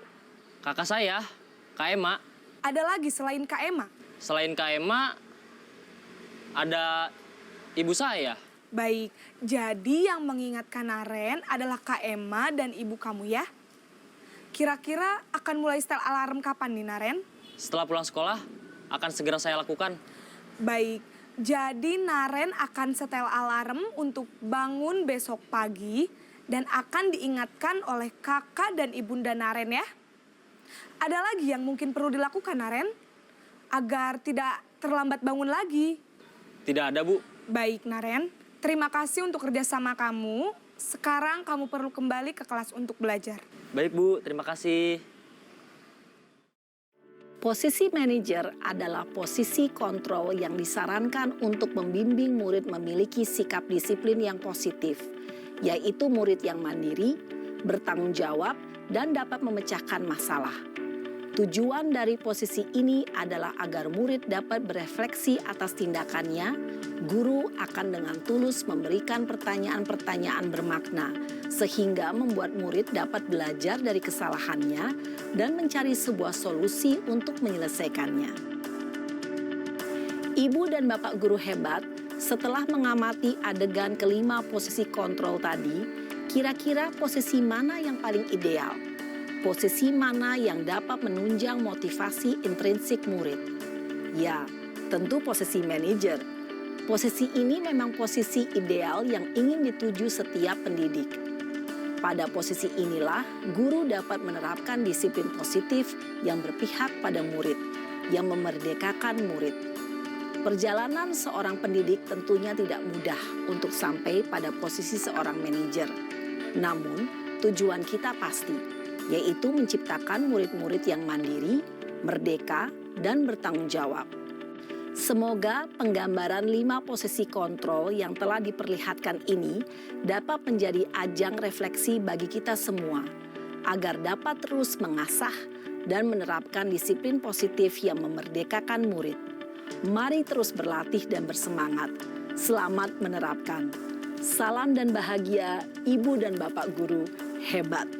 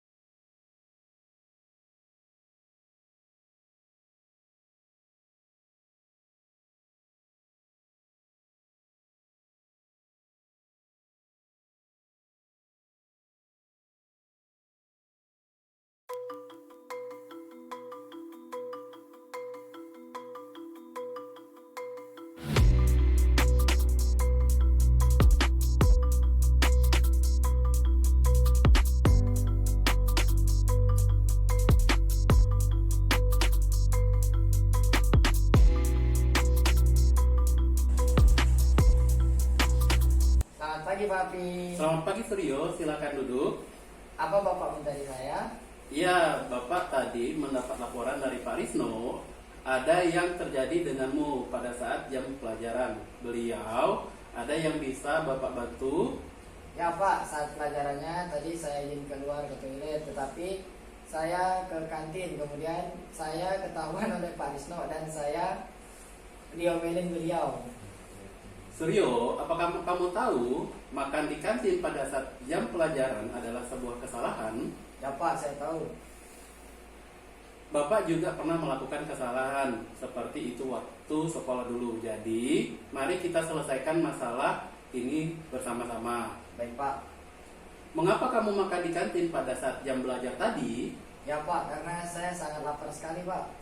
Oke Suryo, Bapak tahu pasti kamu sangat ingin makan karena lapar. Namun, yang kamu lakukan tadi sangat merugikan dirimu sendiri dan orang lain. Ya Pak, saya tahu. Nah, mari kita bicarakan tentang keyakinan kelas yang sudah kita buat. Suryo, tahu keyakinan kelas yang belum kamu lakukan? Tahu Pak, kita harus jujur dan fokus pada saat belajar. Benar. Apakah dengan makan di kantin saat jam belajar yang sudah kamu lakukan tadi merupakan keyakinan kelas? Maaf Pak, bukan. Nah Suryo, dengan melakukan tindakan makan di kantin pada saat jam belajar, kamu dapat memenuhi keinginanmu. Tapi kamu bisa mendapatkan keinginanmu dengan cara lain agar kamu lebih fokus pada pembelajaran dan bersikap jujur. Menurutmu bagaimana caranya? Menurut saya bisa makan di kantin pada saat jam istirahat. Nah, selain itu? Selain itu, saya bisa sarapan di rumah sebelum berangkat sekolah. Ya, betul sekali Suryo. Pasti itu akan lebih menyenangkan dan tidak merugikan dirimu dan orang lain. Jadi, mari kita sepakat bersikap baik, tidak berbohong, disiplin dan fokus pada pembelajaran dengan tidak makan di kantin pada saat jam belajar. Baik Pak, saya berjanji akan berbuat. Kenalkan, nama saya Leonardo Suryo, saya siswa kelas 11F. Perasaan saya ketika Pak Apri melakukan kegiatan restitusi, saya merasa senang karena beliau memberikan kesempatan kepada saya untuk mengungkapkan alasan saya melakukan kesalahan dan tidak membuat saya tertekan. Kemudian mencari solusi bersama dan membangun motivasi agar kedepannya saya lebih baik lagi dan tidak mengulangi kesalahan yang saya lakukan dulu. Sekian dari saya, terima kasih. Selamat pagi Pak Pri. Selamat pagi Ferry, silakan duduk. Ferry, tahu tidak mengapa saya memanggil kamu? Tahu Pak, karena saya datang terlambat. Nah, menurut kamu apakah datang terlambat merupakan sebuah kesalahan? Ya Pak, itu adalah kesalahan. Nah, perlu kamu tahu bahwa dulu Bapak itu juga pernah melakukan kesalahan seperti itu. Baiklah, kita akan menyelesaikan permasalahan ini bersama-sama. Ya Pak. Kamu pasti punya alasan mengapa kamu datang terlambat ke sekolah. Ya Pak, tadi malam saya bergadang nonton Piala Dunia karena saya suka nonton sepak bola. Apa orang tuamu tidak marah kamu bergadang? Tidak Pak. Ya, memang nonton bola di kafe itu asik, tapi jika kamu menonton sampai larut malam itu akan merugikan dirimu sendiri. Masih ingat keyakinan kelas yang kita buat di awal? Masih Pak. Coba sebutkan. Datang tepat waktu pada saat jam pelajaran dimulai dan sudah rapi di tempat masing-masing. Nah, Ferry, sudah tahu apakah keyakinan kelas itu harus dilaksanakan? Ya Pak. Apa yang kamu lakukan supaya bisa menyelesaikan keyakinan kelas dengan baik ini? Saya tidak akan nonton TV dan bergadang sampai larut malam lagi Pak, supaya datang ke sekolah tepat pada waktunya. Oke Ferry, Bapak harap kamu tidak mengulangi lagi. Ya Pak, saya berjanji. Oke, jadi jangan sampai mengulangi. Nama saya Ferry, saya siswa kelas 12F. Perasaan saya ketika Pak Apri melakukan kegiatan restitusi, saya merasa senang karena beliau memberikan kesempatan kepada saya untuk mengungkapkan alasan saya melakukan kesalahan dan tidak membuat saya tertekan. Kemudian mencari solusi bersama dan membantu motivasi saya untuk lebih baik lagi. Sekian dari saya, terima kasih. Ya, silakan Pak Apri. Ya, terima kasih atas kesempatannya berkaitan dengan segitiga restitusi. Saya sependapat dengan apa yang disampaikan Pak Duta, bahwasanya sebenarnya restitusi itu adalah langkah awal bagaimana kita menggali siswa itu sendiri. Dan pada akhirnya ketika kita sampai di mana niat baik dari siswa yang kita ingin gali masih tidak ada dalam perubahan, maka kita harus masuk ke langkah yang seperti Bapak Duta sebut itu sebagai wilayah pemantau tadi itu. Tapi walaupun kita tetap memakai arah wilayah pemantau dan masih saja berulang kali dengan sangat terpaksa, maka kita harus memakai dengan cara kolaborasi antara orang tua siswa dengan pihak sekolah seperti itu. Jadi sebenarnya segitiga restitusi itu tidak cukup sampai di situ saja, tapi bagaimana progresnya selain dari guru dengan siswa, nanti progres lagi siswa guru dengan orang tua. Nanti selanjutnya sampai terakhir keputusan segitiga restitusi, di mana keputusan itu ada puncaknya pada kepala sekolah seperti itu. Jadi nanti kepala sekolah yang memberikan keputusannya. Karena memang pada saat melaksanakan segitiga restitusi, langkah awal memang ada pada guru seperti itu. Dan langkah puncaknya itu sebenarnya ada kepala sekolah. Terus bagian kesiswaan di mana? Ada di bagian tengah-tengahnya. Jadi sebenarnya banyak step atau langkah-langkah yang harus kita jalankan dalam menerapkan segitiga restitusi itu sendiri. Jadi memang ada stepnya yang itu. Jadi terus bagaimana dengan guru yang ketika udah menangani capek dan ini tidak bisa. Nah, perlu kita kembali lagi ke berkaitan dengan disiplin positif tadi, yaitu berkaitan dengan keyakinan kelas. Ternyata kita itu tidak hanya mesti membuat yang namanya keyakinan kelas, tetapi ada juga yang namanya keyakinan sekolah. Jadi tidak hanya kelas yang dibuat keyakinan, tetapi sekolah juga harus membuat keyakinan. Seharusnya nanti mungkin ke depannya Pak Duta, kita semua dengan teman-teman semua kayaknya perlulah di mana tidak hanya guru saja, tapi seperti wali kelas, seperti kesiswaan, semua elemen yang ada di sekolah itu ikut berpartisipasi dalam membuat keyakinan kelas ini seperti itu. Keyakinan sekolah. Karena bukan apa, jika ada keyakinan sekolah, maka langkah ke depannya ketika untuk merestitusi, ketika udah masuk ke levelnya guru dan udah tidak mampu lagi, maka sekolah memberikan progres yang dimana progres itu untuk memberikan restitusi kepada siswa yang dimana udah tidak mampu lagi ditangani oleh siswa, seperti itu. Jadi pada dasarnya memang apa yang harus dilakukan oleh guru-guru sebenarnya untuk melakukan kegiatan restitusi sebenarnya ada step by step. Nah, salah satunya perlunya kolaborasi. Nah, ini salah satu contoh saya menggali siswa, itu kalau tidak salah siswa yang wali kelasnya kalau tidak salah Pak Duta. Itu mohon maaf. Pas. Jadi itu waktu itu siswa itu sangat tertekan gara-gara ada gurunya membentak dia. Masalahnya sepele, masalahnya itu karena air, seperti itu. Jadi saya coba menggali, dia mengakui kesalahannya, ya Pak, saya dari kelas 10, kelas 11 memang melakukan kesalahan. Tapi saya masuk ke kelas, ya itu namanya Michael. Nah, dia bilang, saya memang melakukan kesalahan, dia bilang seperti itu. Dan tapi kami sebagai siswa sebenarnya menginginkan guru itu kalau ngomong baik-baik dengan kita. Kalau kita memang salah ya kita diam. Tapi jangan tiba-tiba dibentak kami ini, katanya. Memang kami apa, katanya seperti itu. Nah, sebenarnya keinginan siswa, nah kembali lagi ke tadi keyakinan kelas tadi itu, ternyata keyakinan kelas itu sebenarnya ada yang diinginkan oleh siswa, bagaimana sifat perilaku guru terhadap siswa itu sendiri sebenarnya.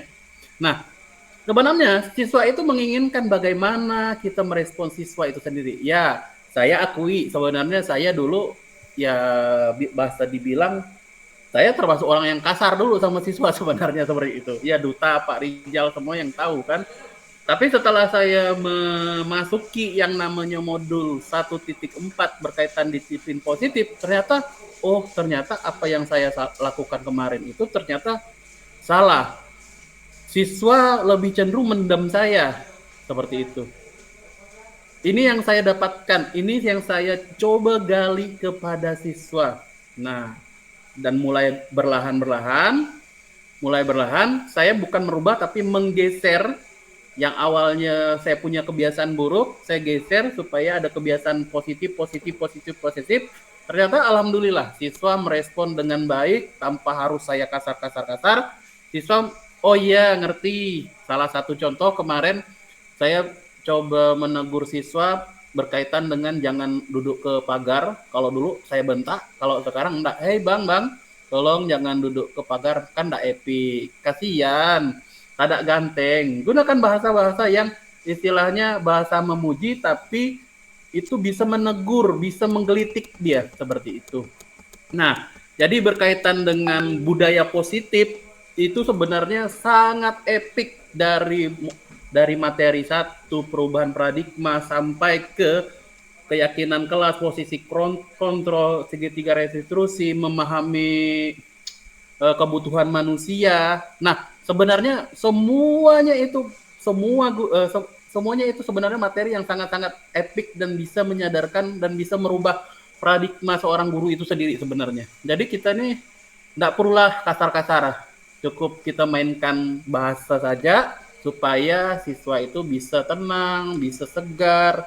Oh iya, saya salah, seperti itu. Karena memang pada dasarnya Kalau siswa diajak kasar, dia ikut kasar. Justru kita yang ketika bertemu dengan siswa kasar, bagaimana kita meluluhkan hati orang yang kasar tadi itu. Seperti itu. Mungkin hanya itu tambahan dari saya, mungkin itulah yang bisa saya sampaikan. Terima kasih. Oke, baik. Beri tepuk tangan yang meriah untuk Pak Apri dulu ya. Terima kasih Pak Apri, support sekali. Nah, itu tambahan dari Pak Apri. Lalu selanjutnya, artinya kita enggak bingung lagi kalau kita ikut dalam CGP. Oke, baik Bapak Ibu, silakan Pak Apri atau Bu Siti nih dari narasumber atau pemateri ini. Ada mungkin tambahan sebelum kita tutup ya. Sebelum kita masuk ke refleksi dulu. Silakan Bu Siti atau Pak Apri. Ya, silakan. Ya, terima kasih Pak atas kesempatannya. Tidak banyak yang mau saya sampaikan. Yang pertama, saya sangat berterima kasih kepada teman-teman sudah antusias dan mau mendukung aksi 1.4 kita. Dan pada dasarnya apa yang kami sampaikan hari ini bukan hanya sekedar kami menyelesaikan tugas, menyampaikan tugas, tapi pada dasarnya kita belajar bersama seperti itu. Karena bukan apa? Disiplin positif. Ketika saya pertama kali masuk ke disiplin positif ini, jiwa saya bergetar-getar gitu. Jiwa saya bergetar-getar karena disiplin positif ini memang ada ujung tombaknya adalah bagaimana sekolah mampu menerapkan disiplin positif kepada siswa kita. Karena sesuai dengan filosofi Ki Hajar Dewantara, yaitu berkaitan dengan kodrat alam, kodrat zaman, bahwasanya bagaimana kita mengadaptasikan mengajak siswa untuk lebih berperan aktif ketimbang guru tadi itu. Jadi kembali lagi merubah paradigma, bukan merubah tapi menggeser sedikit paradigma supaya menjadi hal yang menyesuaikan pembelajaran di sekolah itu sendiri. Seperti itu. Mungkin itu saja, terima kasih. Terima kasih Pak Apri. Kita kasih aplaus dong buat Pak Apri ya. Bu Siti mungkin? Saya nambahkan sedikit aja ini Pak. Tentu saya ucapkan terima kasih tak terhingga untuk Ibu Ajeng Kartini ya, sudah terus memberikan semangat, support dan memberikan arahan. Aduh, tak habis-habisnya. Ini saya pecah telur rasanya hari ini. Nah, kemudian untuk Bapak Ibu yang lain tetap semangat Bapak Ibu, dan terima kasih sekali lagi dari kami sebagai narasumber, saya dan Pak Apri, karena Bapak Ibu masih bersedia meluangkan dan mencurahkan sisa-sisa tenaga hingga tetes terakhir malam ini.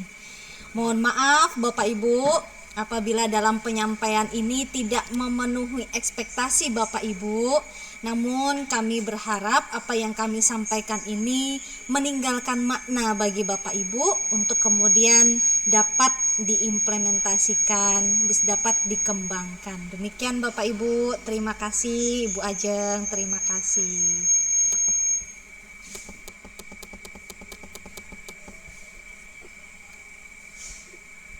Pak Risno masih mute, Pak.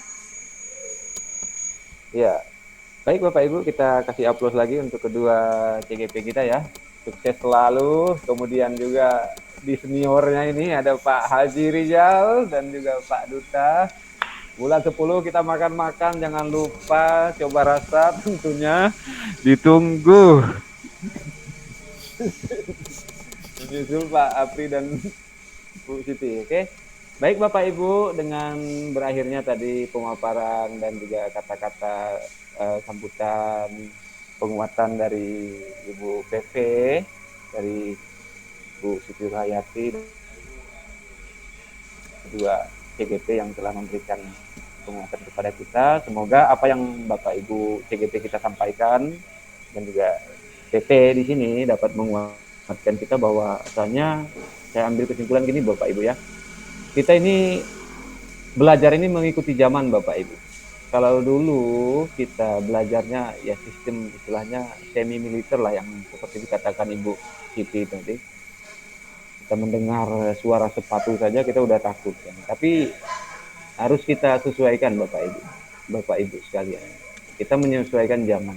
Karena sekarang ini posisinya atau zamannya udah zaman digital semua, bahkan anak-anak lebih pintar dari gurunya. Nah, itu yang harus kita kembangkan. Pengembangan diri seorang guru itu wajib kita pelajari bagaimana kita menghadapi siswa, bagaimana kita cara mengajar siswa itu di kelas, di lapangan, dan sebagainya. Itulah yang harus kita pelajari sampai saat ini. Karena berkaitan tadi, siswa itu lebih mahir dibanding kita IT. Bahkan kadang-kadang ya kita lihat sendiri ya Bapak Ibu. Ya, guru-gurunya kadang-kadang nggak tahu lah apa itu sih aplikasi ini, apa itu aplikasi itu. Tapi siswa ini udah lebih duluan gitu. Itu yang harus kita pahami dalam konteks ini Bapak Ibu ya. Dalam istilahnya kemajuan teknologi yang sekarang ini sedang berkembang.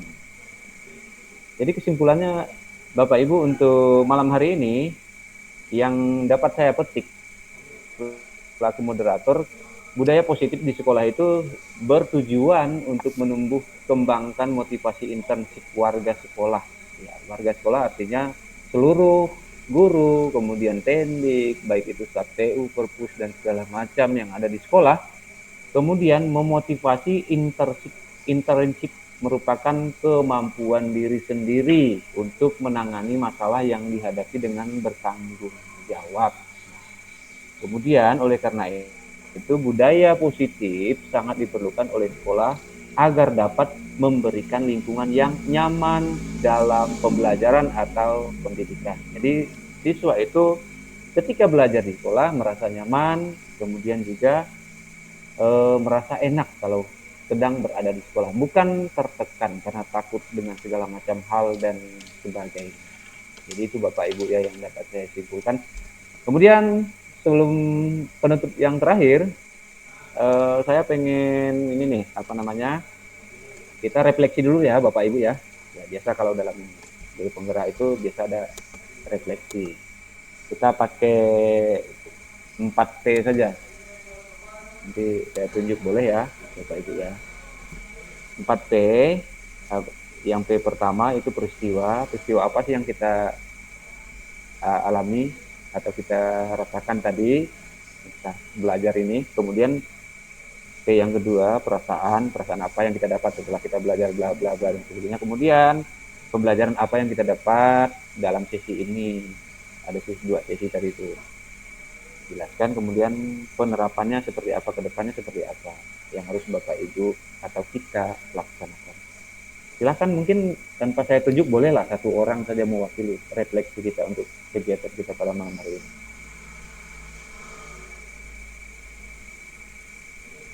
Yang pertama apa Pak Risno? Ya. Yang pertama apa Pak Risno? Peristiwa. Ya. Peristiwa hari ini sangat menginspirasi sekali, yang jelas, karena memang ini kali pertama kita melakukan diseminasi secara daring.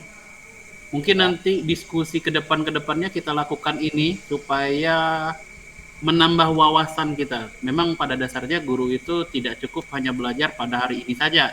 Mungkin hari ke depan harus belajar. Ya kalau kita tidak bisa pertemuannya secara luring, ya kita daring lewat diskusi melalui Gimet seperti ini.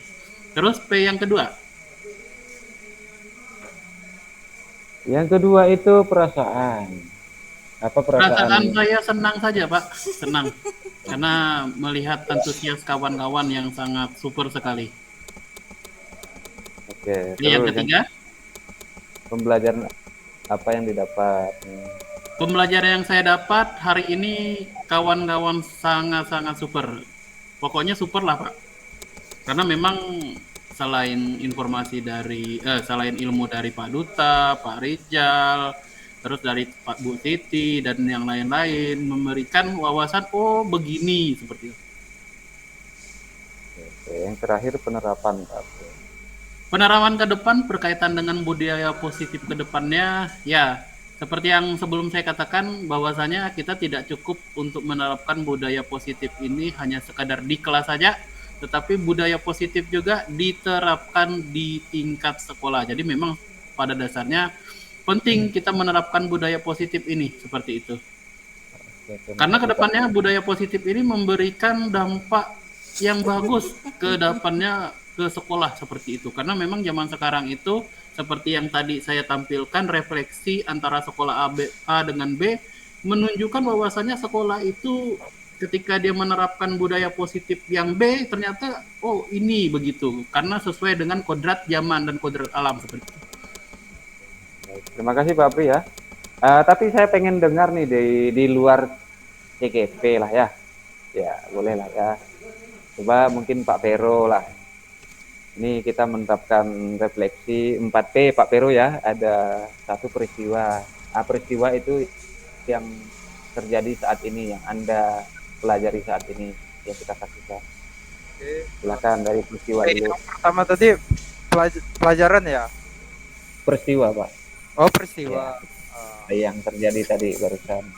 Nah, yang banyak sekali pengalaman sharing ya tadi ya sudah dibicarakan itu bisa membuat kita saling maaf nih Faris. Iya, enggak apa-apa. Langsung ke intinya aja Pak Pero. Ya, untuk peristiwanya sangat menyenangkan untuk hari ini. Jadi sharing kita di Zoom ini mendapat pengalaman yang baik yang bisa diterapkan. Terus yang kedua perasaan Bapak ketika mengikuti sesi ini atau senang, perasaannya senang bisa ketemu meskipun di luar dari jam pekerjaan kita di sekolah, tapi kita bisa sharing di luar itu, senang lah pokoknya. Lalu pembelajaran yang Bapak dapat, yang ketiga pembelajaran yang didapat dari pertemuan kali ini. Sangat banyak sekali pembelajaran untuk sekarang yang saya dapatkan dari diseminasi Bu Siti dan Pak Apri ya, sangat-sangat banyak sekali pembelajaran yang mungkin bisa diterapkan nanti di sekolah untuk menangani siswa-siswa kita. Yang terakhir 4 penerapan. Setelah ini apa yang Bapak lakukan? Silakan untuk penerapan. Yang akan saya terapkan yang pertama itu mungkin ke siswa tidak lagi harus dengan nada kasar atau nada yang tinggi untuk memberi suatu respon kepada siswanya. Sementara kan ini saya terus nih, dulu saya dan Pak Apri nih jadi peran antagonisnya ini. Ya betul. Dirubahlah, saya akan coba dengan bahasa-bahasa yang baik yang seharusnya. Iya. Oke. Itu aja mungkin dari saya Pak Risno, terima kasih. Oke, terima kasih Pak Pero. Kita beri aplaus dulu untuk rekan kita. Oke, baik Bapak Ibu guru hebat, khususnya ini lebih banyak di SMA Negeri 1 Toho ya. Kita tepuk tangan dulu untuk kita semua yang hadir di sini. Saya yakin dan percaya bahwa Bapak Ibu guru ini yang hadir pada malam ini adalah orang-orang hebat semuanya. Saya yakin itu. Jadi makanya pada malam hari ini kita bertemu di sini untuk berbagi bersama, membagi ilmu, berbagi wawasan dan sebagainya. Sebelum saya akhiri, saya sebagai moderator mohon maaf yang sebesar-besarnya jika ada kata-kata saya atau mungkin kata-kata rekan-rekan narasumber yang tidak berkenan kepada hati Bapak Ibu audiens yang pada malam hari ini hadir, mohon maaf yang sebesar-besarnya, baik itu dari perkataan atau sikap, mohon dimaafkan. Akhir kata, sampai bertemu besok, saya ucapkan selamat malam dan salam bahagia untuk kita semua. Salam guru penggerak. Malam, terima kasih Pak Risno, Pak Rijal, Pak Apri, Pak Duta, dan rekan-rekan lain. Yuk. Ibu Ajeng, terima semuanya. kasih Ibu Ajeng yang tak terkira. Boleh teman-teman sekalian untuk Kawan-kawan. live room ya.